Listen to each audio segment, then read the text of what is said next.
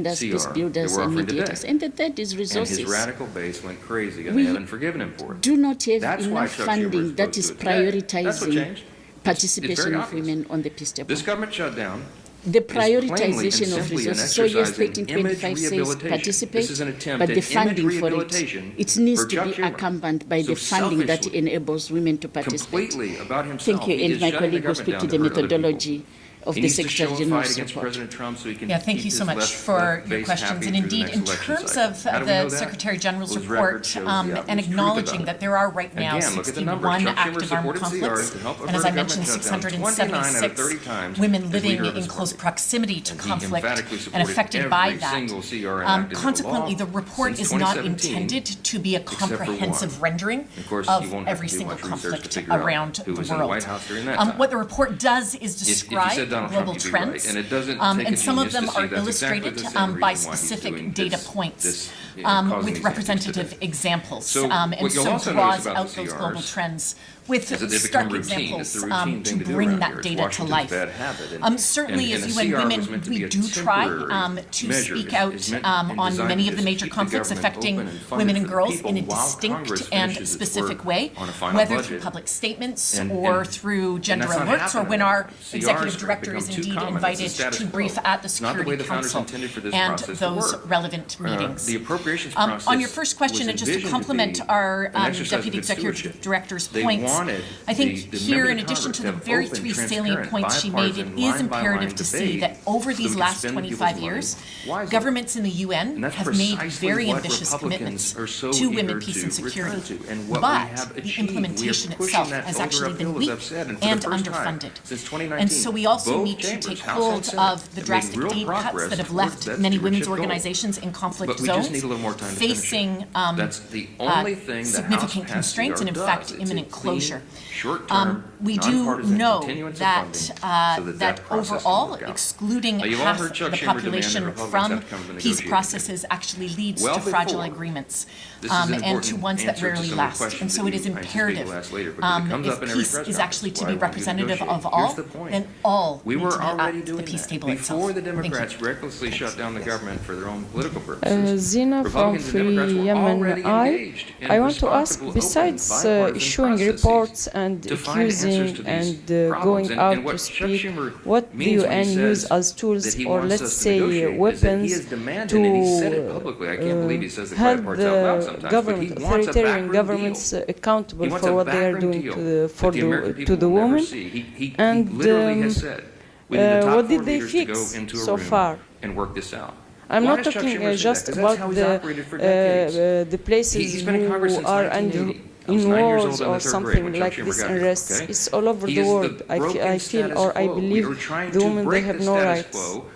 Even in pay rise or something like that. They have no rights. They have no equal rights as men. This open, everybody involved, all members, bottom-up process. He wants 4 people to go in a back room and just make this deal and hoist it down upon everybody else. The decision when the UN was established was equality and non-discrimination. In the context of peace and security, human rights, and development, that Article 55 of the UN Charter.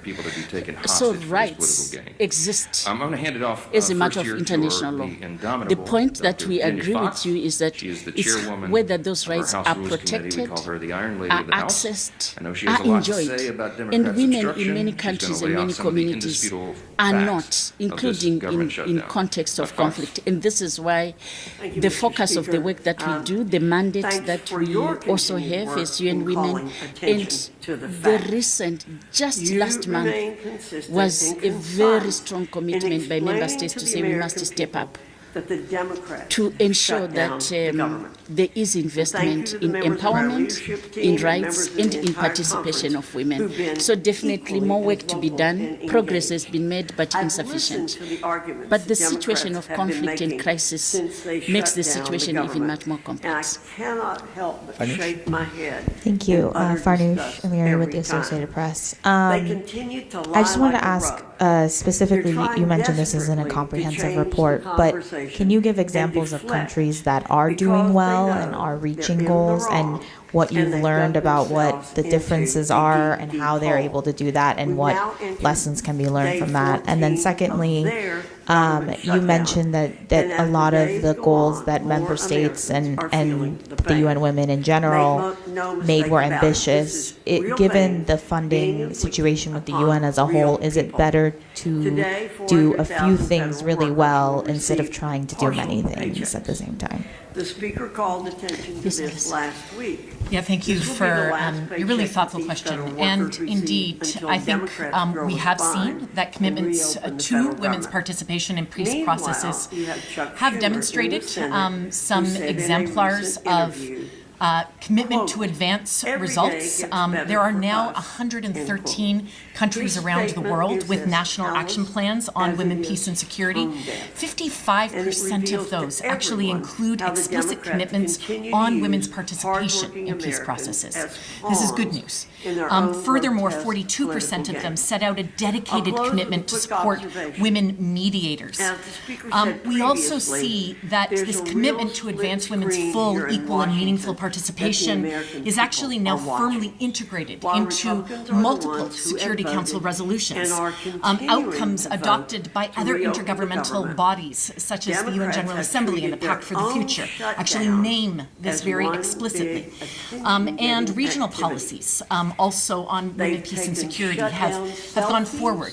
And so we do see that there is, in principle, in words, a lot of dedicated commitment to realize change.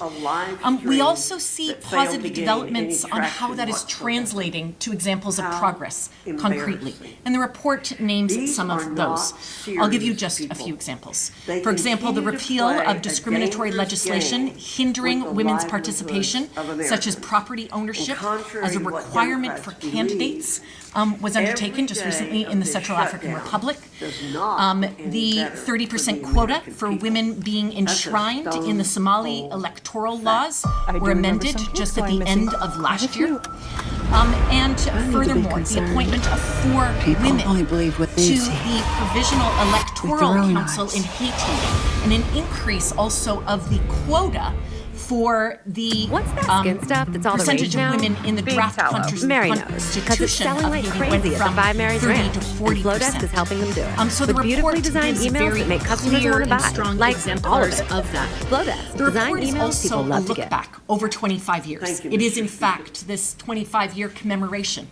And it looks over these 25 years, and as it does so, it mentions what women from Colombia, what women from the Philippines, what women from Liberia actually did for peace in their countries, how that transformed not just the status of peace, but the durability of peace. And it also shows, I think, how their countries are much better for the strong role of women and their service in the service of peace. Before he releases the American people from this torrential pain he's inflicting. And it includes $1.5 trillion of new spending on far-left wish lists. I think a couple of reflections on that, which is very clear in the report. Illegals. It's in Chuck Schumer's bill. Women's lives are total lives in conflict situations. Women don't live today, we are living our health life. Tomorrow we are living our water and sanitation life. Tomorrow it's something that would actually hurt this country. So and why? The importance of complete peace radicals and the far left of is this important. Party that The importance of peace, humanitarian recovery, access to services, and the voice of women and girls in their communities is so important, because if we start to go thematic, we then miss families, and it's having a real impact on those families. Today, as has been pointed out, in crisis, day 14 of the government shutdown that Chuck Schumer imposed on the country, and it is the day where checks would normally be starting to be processed for all of the government workers. When they are simply trying to have their kids be in some form of Chuck Schumer's education shutdown. or get some form of education. So as you and women, we are also clear in the Secretary General's report that we need the whole of the system to implement 1325, recognizing the role that we have as you and women. We are also very clear as the lead agency on women around the importance of the normative work, standard setting, the importance of coordination within the UN system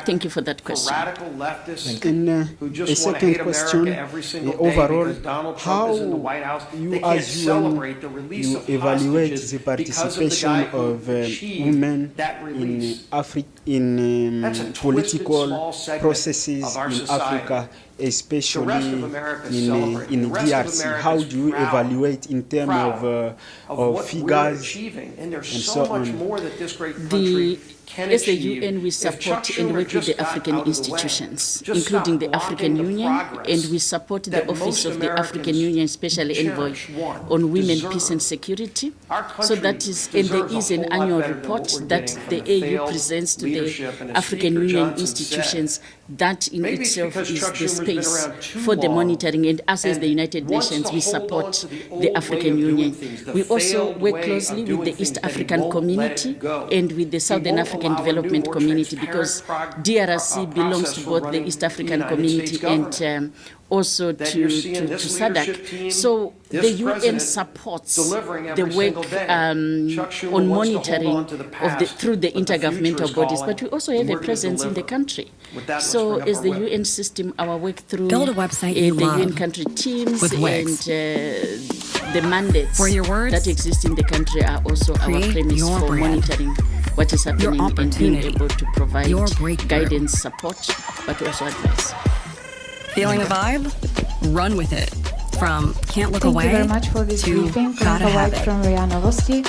Please, Make I was every curious, how detail much yours. has your department Bring been out what's impacted hot. following the U.S. Remove what's not. reduction in foreign aid? Crystallize And how it. do you address the United States concerns, which are Instantly set a criticizing tone that the speaks in your department for voice to your pushing audience. gender ideology? Keep moving. Are you Your in site touch with grows with them, you. or are you We'll add waiting solutions what that will come meet out you of it? where Thank you you. are and take you where you want to go.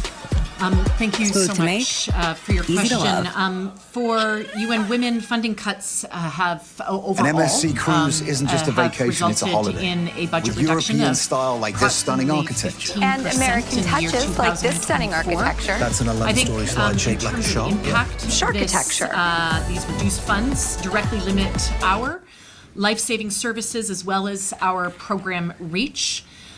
We are, however, incredibly grateful for the many governments and also the commitment of taxpayers over the years, and look forward actually to increasing collaboration with member states across the board. And certainly to fulfill our mandate, we do need sufficient resources to do so. To reach the women and girls that we serve. In terms of your question on gender ideology, UN Women in our founding resolution has been given a mandate by all member states to advance gender equality, women's rights, and their empowerment through a triple mandate of normative advancements, of UN system coordination, and of operational response. We do not see gender as an ideology. We see it as a human right, as a development imperative, and as a foundation of peace. Thank you so much. Thank you so much, Farhan. My name is Ephraim Qusayfi with the Arab News Daily. I have a bit of a follow-up to the question that Prosper asked, the first question. We often hear about all this talk about women advancement will not really mean much unless it trickles down to the most vulnerable women, whether they're living in conflict situation or poverty or whatever. How would you describe because you use here the word woman as a homogeneous term, like encompassing term of all women. How would you describe the connection between the situation of women in developed nations, women who have already made advances, and those in conflict situation, whether Gaza or Congo or Iraq? Is there any intricate connectedness between them two, and is there awareness of that? And also when women have gains in one particular place, does that ever translate into advancement for women in less fortunate places? If that makes any sense. Thank you. That they supported just 6 months ago and reopened the government for the people they were elected to recognize serve. that They women, have peace and refused security to do is for so all 7 women, times and counting. all children, And all each members time of that the they do, community. hardworking Americans And are it's very forced to pay the important price. Our in our message to work Senate is we Democrats also today is the same understand message we've that been the saying situation since of women September who are 19th. displaced and in Stop refugee the camps political games, is very pass our different clean CR, from the and situation of a reopen woman the in the same government country today. who With is that, in I the turn it over to city. our conference chair, Lisa The McClay. situation of a widow who has lost the partner, the husband, and has lost the property is very different from the situation that might be there of a woman who is providing services and is a teacher and is also at risk or is a nurse. So when we talk about women, peace and security, we are also very conscious of an intentional understanding of the implications and the impact that war has on different circumstances of women. It cannot be a linear, singular narrative. It's a narrative that fully understands the context within which women live their lives. So the Women, Peace and Security agenda is also seeking to really understand those diversities. The women who are living next to the mines or in the farms with different circumstances. So that is an approach that we take as a UN in understanding the fullness of context. Yes, there's a lot of lessons learned. The global network of focal points on women, peace and security of many member states coming together is an example in which there are lessons learned from one country, one region to another country and another region. So this is the substantive work that as UN Women we also do, is to continue to draw on the best practices of the United Nations, of the member states, for us to learn from each other, to understand that land rights in Latin America and land rights issues in Southern Africa, how do we draw on the experiences, because that collective learning is what is at the essence of multilateralism. And the Women, Peace and Security Agenda in 1325 resolution is also about a multilateral, global standard setting within which we draw from the various experiences to build on an expectation that is there at the global level. Keep the government open. Just to add a few points to your incredibly thoughtful question. They're voting to keep it number shut. one, what we see is that the status of women and girls around the world is facing significant headwinds in terms of the regression of rights, in terms of backlash on gender equality. We're calling that 1 in 4 governments have identified backlash and regression to be a significant impediment to advancing gains for women and girls in their context. We see that there are a lot of interrelationships between women living in the context of conflict and women living in more developing contexts and developed. The face of poverty continues to bear a disproportionately female face, as you heard me say. 151 million women and girls are likely to be pushed into the most extreme forms of poverty by the year 2030. That's data from UN Women and UNDES's latest SDG snapshot report. But what we do see is that in conflict, those women are 7.7 times more likely to experience poverty. And so we see conflict almost as a magnifying glass for the egregious rights violations that women across contexts are facing. We also know, sir, that rising militarization is not making the world safer for women and girls. And even as governments make choices to increase military spend, that in fact, and that's across the world, that in fact is diverting necessary resources away from prevention, from protection, and from peace building itself. A very important data point is that global military expenditure right now is now $2 trillion higher than it was 25 years ago, when Security Council Resolution 1325 was agreed to by all member states. It is now sitting at 2.7 trillion just this year, and that is 9 times the amount needed to provide universal social protection for women and girls in the poorest countries of the world, including both developing as well as countries in conflict and crisis. This should bring us pause, and indeed, that is why the heart of the WPS agenda is not about making war safer for women and girls. It is, in fact, about ending wars once you deliver your report, because many times very important data is delivered here, but the way is reported. Performance. We need also this. We need this certainty. But where does it take and you? my question is, and you power without precision is meaningless. Solutions. Speed means nothing without direction. Did you Elegance include is secondary to safety. To prevent The essence of driving conflicts, is or at least to try to prevent more? The next Secretary General United Nations should be a woman. And responding with precision, a brand by Hankook. Thank you for that great question. Laughlin. The UN Commission on the Status of Women, at its 69th session, made a recommendation as part of its resolutions to say can there be a consideration for a female Secretary General. And equally, the ECOSOC resolution of June also spoke to this issue. The commitment that member states have made is gender parity. I don't have anything to negotiate. The gender parity principle is very important for women and men to have equal opportunities to be in decision making at all levels and in all sectors. That is the essence of SDG 5. And gender parity report is the Secretary General presents the gender parity report annually to the UN General Assembly. Actually, we're presenting the report only a few last week. So the gender parity report of the Secretary General is showing that we still have not had a female Secretary General. That's the fact in the report. So we continue to look up to the member states. It's a member states decision, but the principles still exist where the member states have set the principles on parity.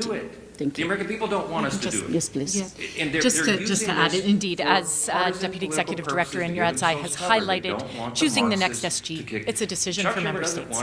But certainly for UN Women, we advocate fiercely for equal participation and leadership of women at every level. We believe, and we've seen this around the world, when women lead, peace follows. When women lead, economies thrive. When women lead, in fact, human rights are protected.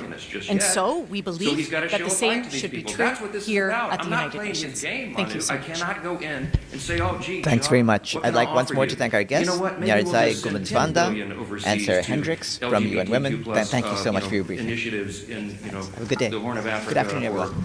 Malaysia, or wherever you want to do that. No, we're not wasting taxpayers' dollars. Chad. Mr. Speaker, good morning. Thank you. You said last week that you would swear in Adelita Groholva whenever she wanted. She's written a letter to your office. You've not sworn her in. I understand about pro forma sessions. Yes.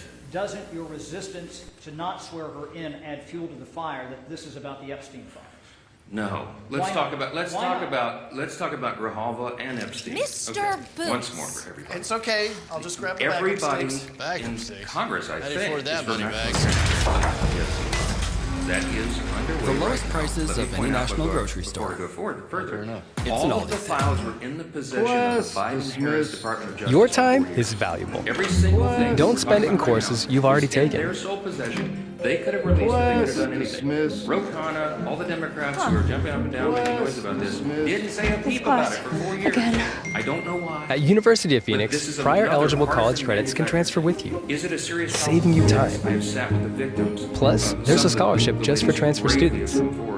Transfer your eligible credits and earn your degree. Because of traffickers on Epstein The Island and all Yemenis the themselves things involved in. become silent. Everybody involved in that should have the full The current weight cycle of justice violence is descend dragging upon Yemen their further neck. away from a And peace we're all process for that would We bring want a every sustainable single person that had long-term anything peace to and do with economic that to be growth. exposed. But there's as many as We need to 1,000 get the victims focus back on estimated. Yemen. That's what the victims say. There may be Focus on 1,000 both women its who were- internal challenges who were and on made to suffer unlocking these its unspeakable great harms potential. because of this. Many of them were underage at the time.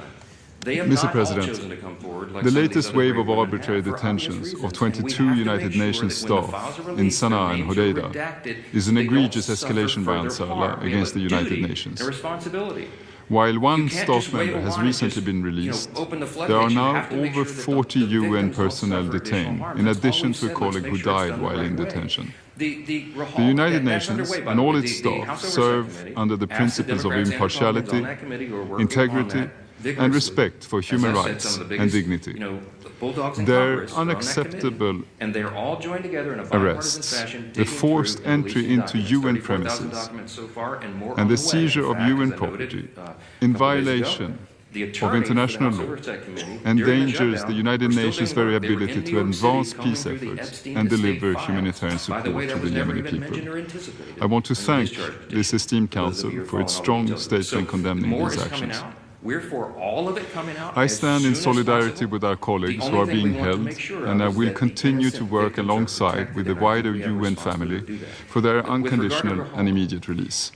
My dear I friend, our also dear friend continue from to Louisiana, urge Julia Ansala Levin, to won special repatriate election the back in surviving crew 2021. members of the motor Whose vessel march, as I Eternity remember, Sea Speaker to their Pelosi home took countries. 25 days It has now to been over administer 2 the oath of months office since to the her. ship Now, was sunk. No Democrats. Mr. President, jumped up and down the and screamed families about of that. detained Nor do I personnel of the recall any United Republicans. Nations, Because diplomatic everybody missions, and understood civil this is the society process are of the not House. alone in You do missing it their as loved soon as ones. you're able to do it. There are Ms. currently Rahul won thousands her of election. Yemenis Credit to detained her. She's been as a father result seat. of the I conflict. congratulate her. We do not We're happy forget for her to them serve. either. I'm I again be happy to stress administer that the oath to movement her as on I this am to every painful member issue is who long elected overdue. who is duly My elected to this office body. is working It's a great closely with the honor. parties But to ensure she the won her release of all election after the conflict-related House was out of detainees session. under the All So for All we've not had principle. a full session. Turning She to the deserves to have front all the lines pomp in and Yemen, circumstance that everybody while else does. She relative deserves to have a full calm House of and members stability continues go to down and give a hold, speech and have her family and friends in the recent balcony. military That activity hasn't in been areas scheduled such as because we haven't had Al-Dale, that session. Marib, As and soon as Chuck Taiz Schumer serve opens as a the government, warning that as soon miscalculations as from Mark either Kelly party and could trigger a Senator return to Gallegos, full-scale the conflict. two senators from Arizona, Mr. The Caucus consequences State, of will war go would and be join devastating with for three Yemen others and the wider and region. open the government. We We're must happy. therefore We'll have continue that as soon as efforts we to get back business. de-escalate But we have to get tension back to along the business. front We have to lines and open the maintain a government. I don't meaningful know how I'll security answer that dialogue question with all yesterday. relevant actors. The productive engagement by government of Yemen's military representatives, as well as those from the wider region, under the auspices of the Military Coordination Committee, remains vital for maintaining open lines of communication and confidence building among the parties. The opening and securing of some of the key roads across the country in the last year demonstrate that cooperation is possible. We must continue to build on these entry points. Over the past month, we have seen how the work of the government of Yemen has helped improve the Yemeni economy, with hard-won gains to the value of the currency and a commensurate reduction in the cost of living for Yemenis. My office has recently engaged extensively with the governor of the Central Bank of Yemen in Aden, ministers in the government of Yemen, and a wide range of private sector representatives. I welcome the depth and constructiveness of the dialogue and the focus on good governance, ensuring that economic stabilization is sustainable. My office stands ready to continue engagement on these issues, these economic issues, with both parties. Only through collaboration, by depoliticizing national institutions and by taking a nationwide view, can Yemen's full economic potential be realized. Mr. President, in recent weeks I held discussions with many Yemeni interlocutors, including from the government of Yemen and Ansar Allah, with representatives of regional countries, including Saudi Arabia, Oman, and the United Arab Emirates, as well as with representatives of the broader international community. I emphasized in all my meetings that the best way forward is to engage on the commitments made towards a roadmap, making sure that they are anchored in Yemeni ownership and responsive to current challenges and broader regional security needs. The need for a nationwide ceasefire, countrywide economic reforms, and an inclusive political process remains as valid as ever. My work on this continues, despite all the challenges I have enumerated undeterred. Mr. President, we achieve most when we work together. Unilateral decisions rarely bring solutions. They harden positions, deepen mistrust, and prolong conflict. In moments of heightened tension, keeping channels of communication open is not a sign of weakness, but of leadership and responsibility. Dialogue, however difficult, is the only viable path to bridge divides and to move forward.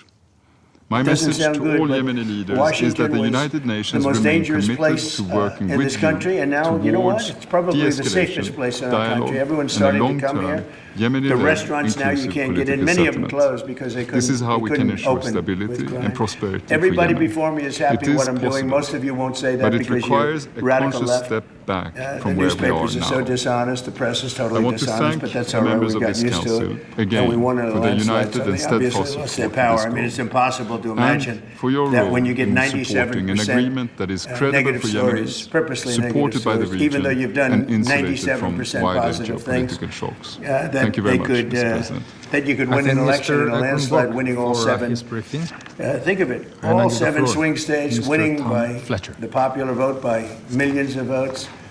We had it fantastic. The best is your Thank you, districts. Mr. President. Out of, the events of the 3,000 last districts, 2 I guess weeks, we won as described by the Special Envoy, 3,500. We won will understandably dominate 2,750. discussions today And they won on 500. how the United Nations operates And that's, how we to me, the best of all. engage with parties to and we had conflict tremendous Yemen in every and way, the election. beyond. And it's hard to believe And you so can I do that when you have a reiterate my corrupt full support media. to the Special But Envoy's strenuous many of you are efforts corrupt, and to there's nothing find we a can do political about track it. But we keep in winning, and we're going to keep winning. Complex And this regional, whole story on picture. crime is incredible that the Democrats Most people wouldn't be don't with know us. that you can get a domain so the from mayor of Squarespace. Chicago, I watched him Not this just a morning, he website. said, But you're not most Trump people, doesn't know what because he's now you talking know you about. can He get a only domain from Squarespace. apprehended 9 Something like people. Well, velvetchords.com that's for your false. music studio. Literally, it's thousands. Or get into that. kitchords.com for But your more middle school importantly band than camp. anything, we took guns away. We have Whatever some of the your worst dream, Squarespace career is how you make it happen. professionals out of the All country under one already. roof. They've been taken out of Get the yours country, before and it's some gone are in with offer solid code Make It confinement Real for 10% because off your these were domain or killers. We website. arrested some Terms very and bad conditions people. apply. And in the last 11 I'll address days, some of those implications, again, but I I'd hate to first say like it to because it focus on sounds the so ever-growing ridiculous, humanitarian crisis but in the plaguing last 11 the days, people we've of had no Yemen. murders. And that's the first time that's taken place rising in food prices, security years, threats to our work, actually years. We a always have a collapsing murder a economy, week. They call it a and murder a persistent week. You conflict come here from have Iowa, made you Yemen come here from the Indiana, third you most come here from food insecure country Idaho, on earth. because you're so proud of your country, you love your Before country, February and then you next get year, murdered, your son 1 gets million murdered, your more daughter people gets murdered, are expected you to get be murdered. forced into See the extreme media, hunger, you get murdered. joining Many of you have been 17 mugged million in Yemenis Washington, with you just too don't want to little to talk eat. about it. And I know that This includes more every than time I do this 40,000 with people you, in the almost catastrophic phase everything, but of food every time insecurity. I do this with you, people are saying to yourselves, he's 70% right, of he's right, households and in then you write a Yemen do negative not story. have enough food to meet their But daily we are needs. doing an incredible job. This is the people highest behind me are rate amazing. ever recorded. We're working very well Nearly with half the Washington of the police, population as you in know. the country The are now DC suffering National severe Guard food is deprivation. unbelievable.